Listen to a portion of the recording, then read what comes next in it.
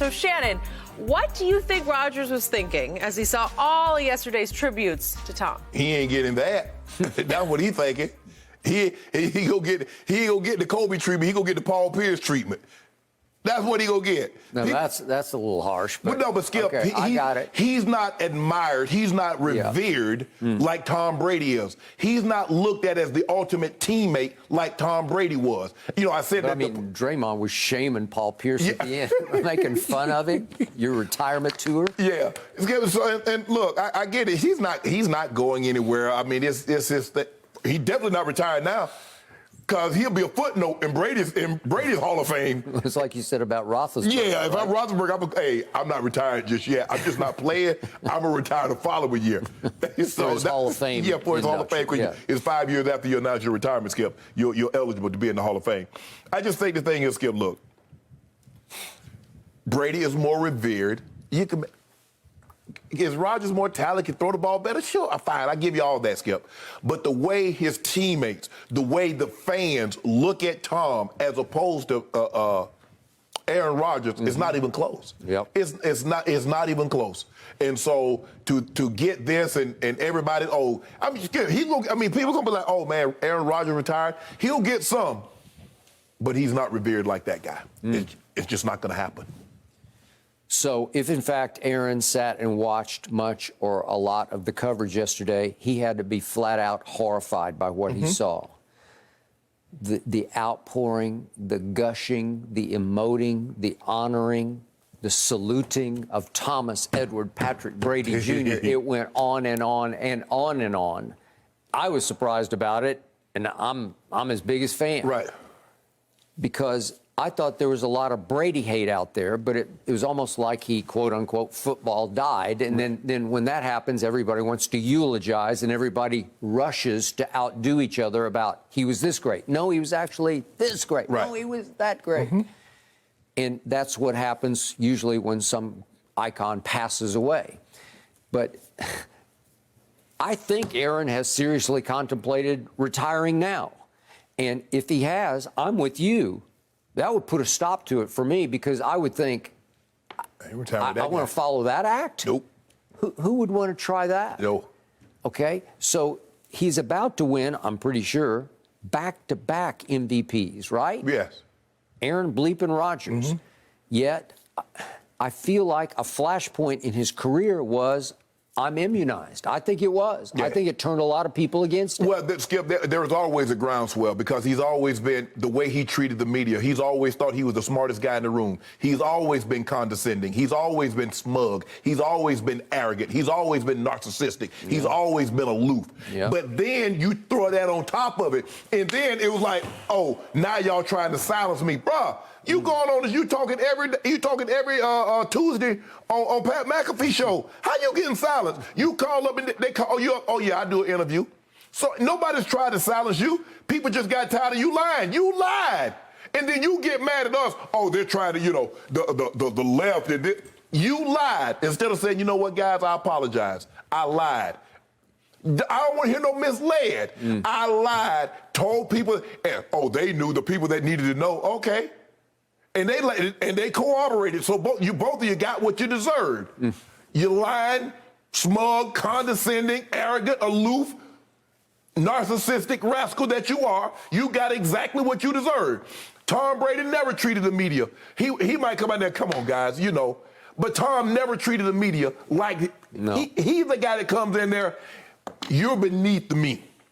And you need to treat me as such. And don't ask me a question because you've never played the quarterback position. He's one of those guys. Well, how you going to tell me something about what I should have done? You never played. You never been in the room.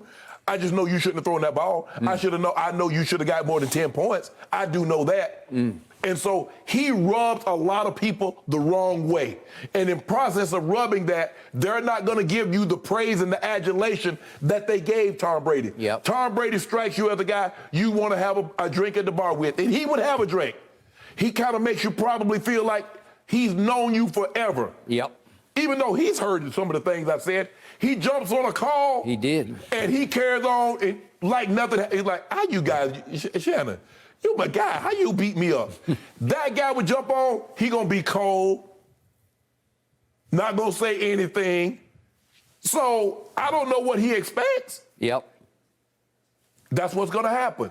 People like Tom Brady more than they like Aaron Rodgers. Okay, fine. Yet for the longest, I thought that was reversed. No, it was because never. I thought when we first started doing this show 6 years ago that Aaron was beloved more by you and others we had on the show, in largest part because he had more of a cool factor as a player, not so much off the field, but his State Farm ads are always clever, and he's very good in them, obviously, and they've been relentless for years and years. He must have made more money from State Farm than he's made playing football. But the point is that he had all these signature Hail Mary throws, and you said he's transcendent thrower of the football, greatest thrower of the football ever, on and on. I give you that. That doesn't always contribute to winning the football game. Correct. But I give you that because it's cool. It's hip.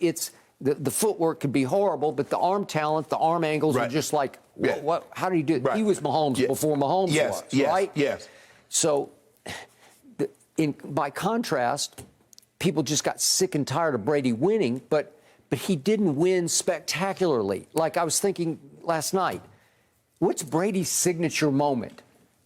I don't think he has one because he didn't play signature football, right? And all the games were close, Skip. It wasn't like he blew somebody out and he's sitting on the sideline in the fourth quarter up by 21. Okay, but against Mahomes at Kansas City in overtime, he converts 3 straight 3rd and 10s. It's hard to do that. Right. Edelman, Gronk.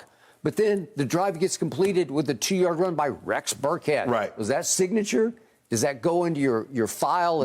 Remember when? No, nobody remembers that. He doesn't really have a signature. The signature throw in the Super Bowl, Skip, it happened in the first quarter. The first quarter to David Patton. It wasn't like the win. You know, like Aaron Rodgers had, as you mentioned, these Hail Mary throws. You've seen guys have these. Patrick Mahomes, he has the walk-off skip against the Chargers when Kelsey runs it in. He has the walk-off against Buffalo. So spectacular highlights. You know, lead the highlight show highlights. And yet Brady, I'm thinking, okay, they came back from 28-3 down. He threw for 240 yards in the fourth quarter and overtime. But James White ran it in, right? James White ran it in from like 2 yards out. So that's the signature. That's not really the signature. What do you remember about the win over Russell Wilson in the Legion of Boom? You remember Malcolm Butler, right? And I remember Brady threw for 124 in the fourth quarter and hit Amendola twice for touchdowns. I think they were from like 2 yards and 3 yards out. Okay, so where's it? But yet the scales tipped toward Brady, I think, because Rodgers became very unlikable, and Brady just sort of kept on keeping on. Well, I think the thing is, Skip, the biggest thing is that Brady makes you feel that he doesn't make you think that he's better than you just because he can do something that you can't. And I think the other guy makes people feel that he's better than them just because he's a quarterback. He knows more than them just because he's a quarterback. And so people, look, I understand that because you can do something better than I can do it, it doesn't make you a better person. Now, it might make you better, and that's why I try to make people feel, I believe I can debate better than you can do whatever it is you do. But I don't think I'm better than you because I'm on TV doing what I do. I got it. Aaron Rodgers makes people feel because he's a quarterback, he's so much smarter than you, he's so much better than you because he's a quarterback in the NFL and you're not. And Tom Brady doesn't make you feel that way. And yet, in the end, you hear all these numbers, these spectacular Brady achievement numbers, and you remember that Aaron Rodgers, since the one Super Bowl he got to and won, he's 7-9 in the postseason and 1-4 in NFC Championship games. Well, I mean, you can't. Look, and everybody, he blocked the punt out. At some point in time, you've got to be the reason why they win. That's simple. You're the quarterback. You get all that credit. Oh, you see him throw the pass. You see him be the reason why they win. I don't know. I don't and not excuses for what the defense didn't do this or the special teams didn't do that. You need to be a reason why they won those games. On the positive side is the Wicked Witch is dead now for him, right? There's no more Tom Brady. So maybe that is there still ain't no guarantee. No one standing in the way in that sense. Thank you for watching. You can subscribe here to get the latest from the show, and be sure to check out more of the best clips from Undisputed, or go watch a few other segments from our other shows on FS1.